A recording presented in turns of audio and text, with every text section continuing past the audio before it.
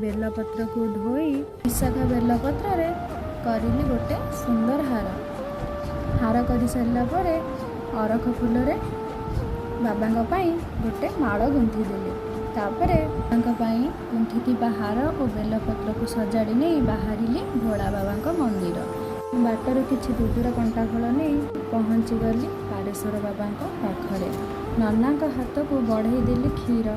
नना क्षीर को नहीं बाबा मथारे अर्पण कले। क्षीर ढालिबा परे मु बढ़ई देली बेलपत्र हार। नना बेलपत्र हार मध्य नहीं भगवान को चढ़ाई देले। बाबा को अरख हार को अर्पण कली। अरख हार अर्पण करी दुदूरा फल को बाबा को देदेली। तापर बाबा पाखरे दीप जाली बाबा को मन कथा जनइली। बाबा को मन कथा जनई नमस्कार हेले। नमस्कार हो पार्श्व देवादेव को मध्य नमस्कार हेले। तापर बाबा पाखर आसिली सिद्धेश्वर मंदिर को। सिद्धेश्वर मंदिर आमर प्रसिद्ध ठाकुर अटंती।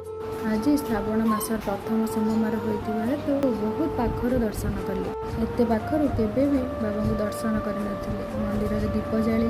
दीप जाली मंदिर बेढ़ा परिक्रमा कली। मंदिर बेढ़ा परिक्रमा कर सारी गोमाता आशीर्वाद नहीं घर को बाहरी पड़े। तरे प्रभु तुम महिमा अवर्णनीय। प्रभु तुम्हें भक्त मान मनस्कामना पूर्ण कर। तुम्हें समस्त दुख हार प्रभु।